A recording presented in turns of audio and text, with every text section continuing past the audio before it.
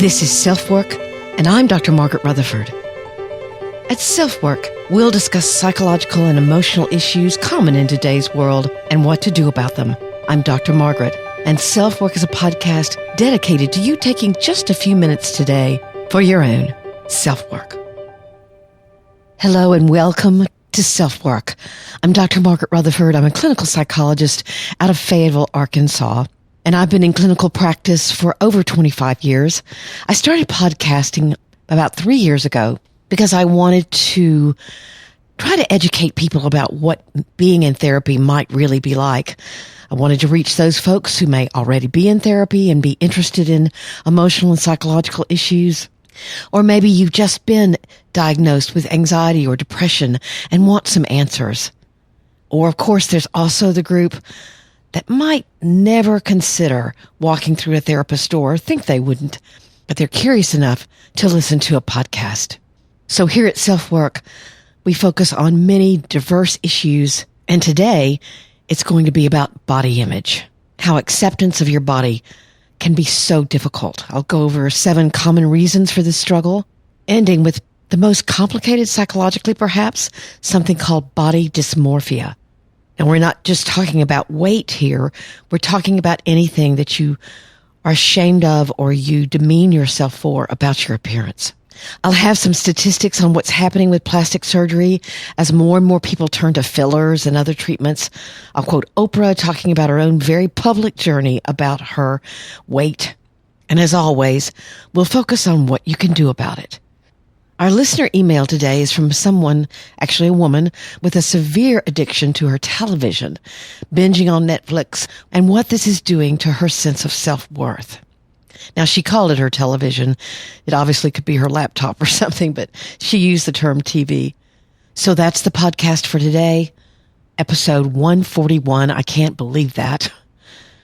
So come with me as we focus on body image and appearance.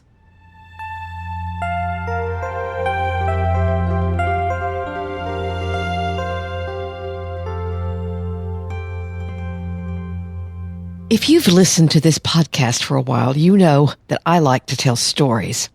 So here's one about shame and body image that hopefully will be helpful. My own shame about my own body image. Years ago, I was looking for a pair of black jeans, and I found a pair where I liked the fit, and I decided to buy them. But as I was walking out of the store, some Target or something, I saw another pair just like them, but in white. So I grabbed that pair as well because a pair of jeans that feels good is just plain necessary, right? As it happened, however, I didn't pull out the white jeans for a couple of months to wear. When I did, I realized that they were one size too small. I'd grabbed a smaller size. But I couldn't take them back. It had been too long, and I'd already taken the tags off. So what did I do? I kept them, saying to myself, well, I bet I can get down to that size one day. I didn't give them away, but kept them hanging in my closet. Now, this may seem like a really lame story until I get to this part. I actually moved those jeans 3 or 4 times to different apartments. I saw them every spring and summer hanging there waiting for me, and I felt the shame. Why hadn't I lost weight? Why couldn't I get into them? And remember, the jeans were a size too small when I bought them. My shaming voice was telling me I should be a smaller size. There was finally one time that I could wear them. I was really stressed. I was in a musical. I had a toddler, and somehow magically I got skinnier. But that didn't last long, as I love to eat, and I'm no longer actively anorexic like I was in college, so the weight came back on. The jeans hung in my closet a couple more years, whispering to me every time I saw them, shame on you. The day I gave them away was the day I got out of that shameful prison. It was really, for me, momentous. I remember there were tears in my eyes when I did it because I'd made a decision about self-acceptance. And I wasn't going to have a pair of jeans tell me anymore that I was somehow unacceptable. So why is body acceptance so hard for so many? Really, there are a lot of reasons. Let's go over 6 or 7 of them. Here's the first. You learned that self-acceptance means not being strong. that somehow it equates with resignation or it means you're not trying. A lot of times perfectionists are not self-accepting at all. Things can always be better, or that's what they tell themselves. And so there's constant pressure. The second one is a fear of aging. And it doesn't really matter what age you are. There are natural signs of not being 20 or 40 or 60. It can happen at any age. It's interesting, Botox sales are huge now for millennials. According to a report by the American Academy of Facial, Plastic, and Reconstructive Surgery, cosmetic procedures have increased by 47% since 2013. 72% of plastic surgeons have said that they've noticed an increase in patients under 30 years old. Millennials, for example, have increased the demand for plastic surgery procedures because what they will say, I want to look better in selfies. Also, it's become a lot less taboo to get your body tweaked professionally. And another interesting statistic is that 4/5 of the cosmetic treatments in 2018 were non-surgical procedures like Botox or fillers, microneedling, and non-surgical rhinoplasty. And again, the focus is on looking better in selfies. A third reason, you're needing to feel in control. It's long been known, for example, that anorexia or highly restrictive eating is known not to be about food, but to be about control and worth. I did a podcast on eating disorders, and that's episode 133, if you want to hop on over there. But this need to control is really a problem for many. The fourth is that you have old hurts that get triggered by what you see in the mirror. You may hear the taunts of bullies for being short or tall or big or little. I worked with a very, very petite woman one time that told me people used to pat her on her head like a dog. Ugh. Or maybe a memory is that you still hear your grandfather asking your mom what you weigh, or you can see his staring at you disrespectfully and unlovingly when you went through early adolescence. Your very body has become a reminder of that trauma, and you struggle to put any positive energy into it. Your hatred for what you look like can lead you to not taking care of that very body. And of course, that's a cycle that's hard, very hard to break. A fifth reason for poor body image or poor body acceptance is that you were abused or you are being abused. And you see your body as something to be used rather than cared for. When you're sexually abused, your body becomes an object to be manipulated. And if your body responded and was aroused, that self-loathing can lead to all kinds of body image and acceptance problems. A sixth reason is maybe you struggle to find your worth in what you are, not what you look like. This would probably lead us to a spiritual discussion, not a religious discussion, but a spiritual discussion about what you believe is really valuable about your own life.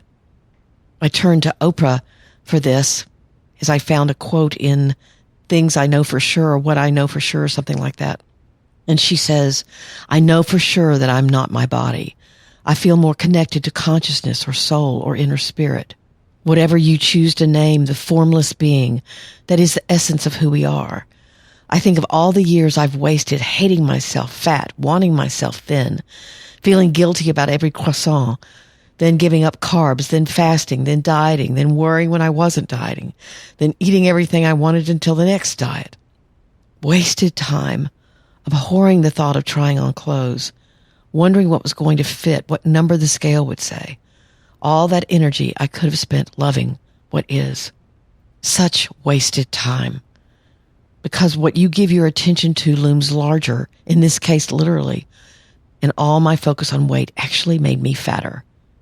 I can look at a picture from any period of my life, and the first thing that comes to mind is not the event or experience, but my weight and size, because that is how I viewed and judged myself, through the prism of numbers. But I've given up scale watching, letting a number determine how I see myself and whether I'm worthy of a good day. It is indeed a miracle when you realize the fullness of who you are. You're not your body, and for sure, you're not your body image. You know, as a therapist, I have the distinct privilege of working with many, many different kinds of people. And what I've noticed is that there are all kinds of people with all kinds of different sized bodies that shame themselves for what they look like.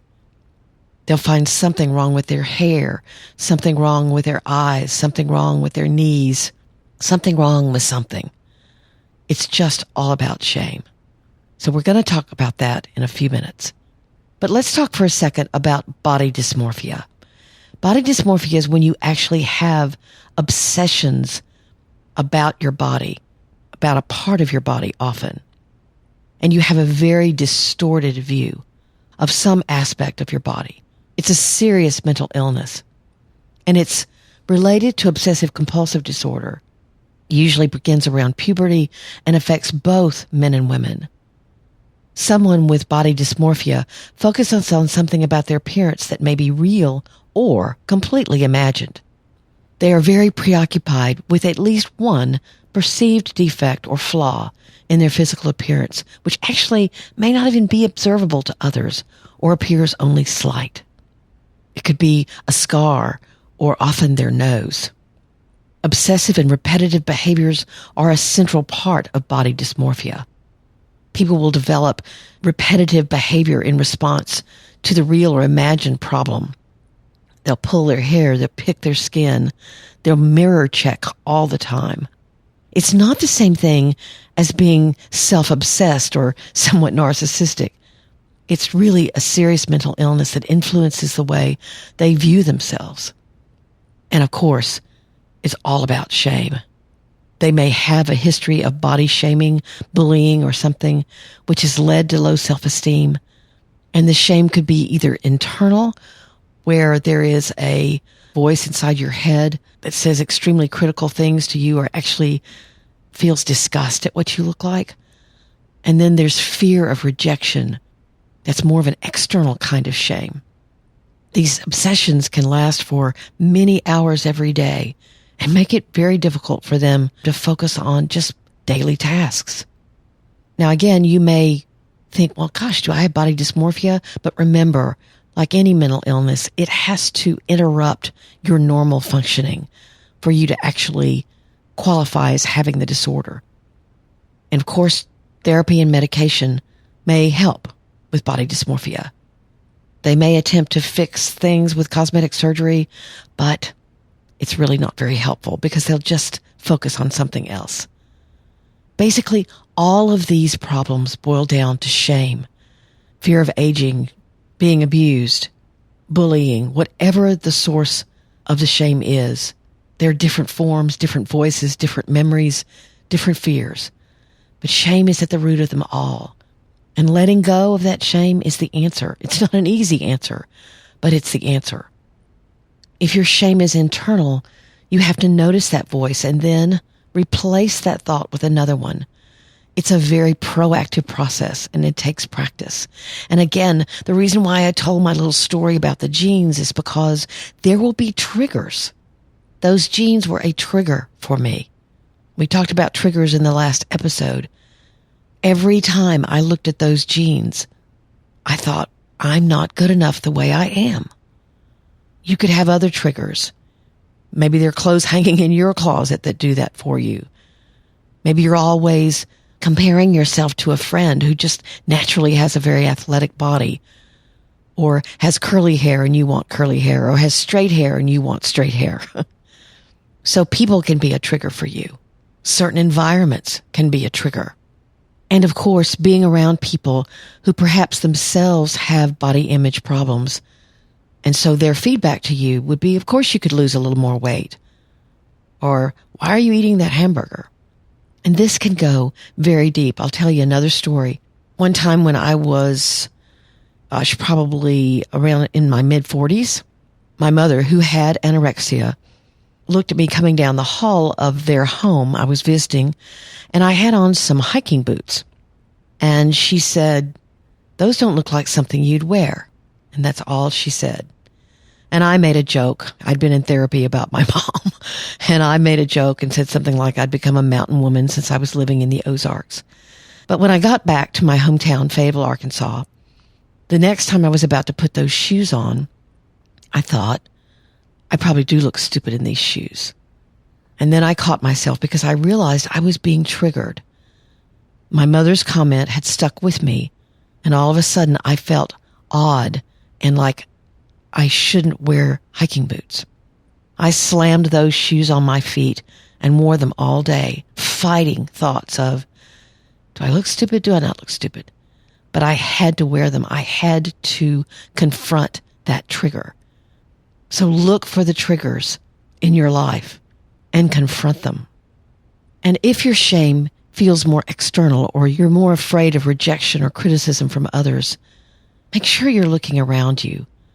Don't look at magazines or Instagram to have those bodies or those pictures or those photos as what you're comparing yourself to. Really see all the different bodies of all the different people in your life that you love. It is reality that some people will judge you based on superficial criteria, what you look like. Of course, I'm not trying to say that, but you can surround yourself with people who aren't like that and be one yourself. Try to find people who feel comfortable, literally, in their own skin. And one more point about what you can do about it. You can believe that others expect of you what you're expecting from yourself. Meaning, if you think you should be 10 pounds thinner, you're going to think, I bet everybody else thinks I should be thinner too. You project that onto others. But if you work on your own internal shame, that fear of rejection will also slowly decrease. Another thing I've learned as a therapist, that we all are self-conscious. And most of the time, everyone is thinking about themselves, not about you.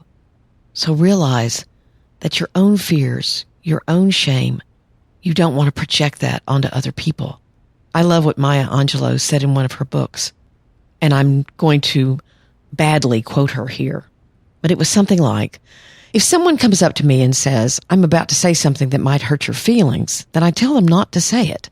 Why would I want my feelings to be hurt? Now, this is, like I said, a very loose translation on my part, but you get the drift. We give others the power to hurt us. So you can take back that power by not shaming yourself and not allowing them to shame you. And even if you work on your own internal shame, and this is an important point, even if someone says something to you that might hurt you, or maybe even is meant to hurt you, it'll roll right off of you because it doesn't have any place to stick. That's the beautiful thing about letting go of shame, because it's your own sense of shame that gets triggered when someone shames you. And as I said, that disempowers the other person and certainly empowers you.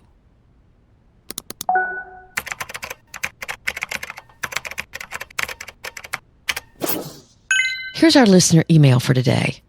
She says, over the last several years, I've noticed I watch an insane amount of television while simultaneously I'm on my phone scrolling through Facebook or Instagram or Reddit. I'm not really present and put off projects or basic household chores. I was a big television viewer even before streaming devices or social media became popular, but I was able to complete tasks back then. I'm not sure if this is just another side of my depression, which I already know I have, or if this is a real addiction. I can have a plan in my head to do X, Y, or Z, but then I think, well, I'll just watch one episode, and that one episode will turn into an entire season in one night. I know one answer could be just to get rid of my television, but the thought of that terrifies me. I hear this a lot from some of my patients. So here's my answer. Hi. As with any addiction, I always like to suggest to people that they ask themselves one question. What am I hoping to experience by doing whatever it is that I feel I can't do for myself? Whether with the TV, you think you'll feel less lonely, or you're afraid you can't amuse yourself, I obviously don't know.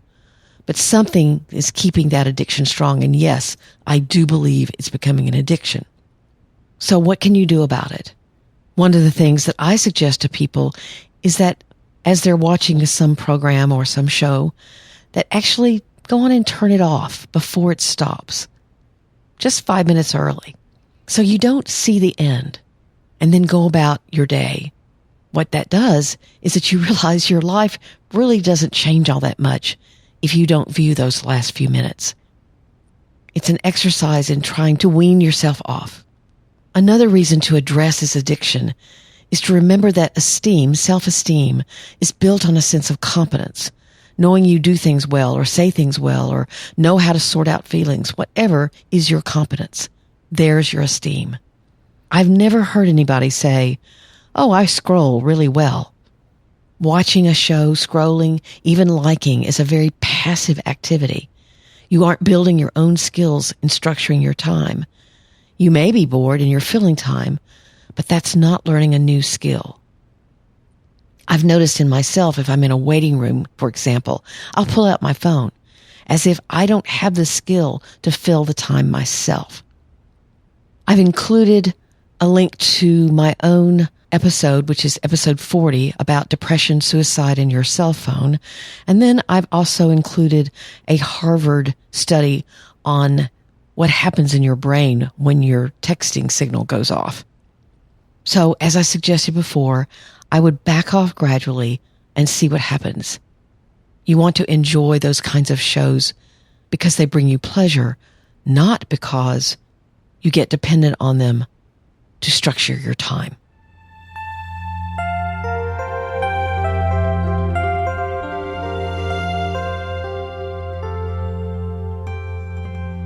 I want to thank you for being here at SelfWork today. I love the emails I'm getting at askdrmargaret@drmargaretrutherford.com that lets me know who's listening, why you're listening, and especially the written reviews on iTunes really give me that information. I got a little feedback about the podcast on personality disorders that was a little too much information. So I hope maybe you'll go back and listen to that if it was, and I'll try to keep that in mind. I've got a new feature on SelfWork, however, and you'll find it in the show notes. You're able to leave me a voice message now that I can use in the listener email segment, except I'm actually hearing from you. You could ask me a question or make a comment. Again, you'll find the icon in the show notes, and I'd love to hear from you. You can subscribe to drmargaretrutherford.com, which is my website, and you'll receive a weekly blog post and this podcast, which is a really easy way to keep in touch with me and know what's going on. That newsletter is only weekly, and you won't get any advertising or anything like that because you've signed up. If you notice, I don't have any advertising on this site. I'd love for you to catch me on my professional Facebook page. That's facebook.com/Dr. Margaret Rutherford. I have an Instagram account where I'm doing a series called What I've Learned as a Therapist. I'm having a lot of fun with that, actually. And then I have a closed Facebook group. We're over 1,000 members now.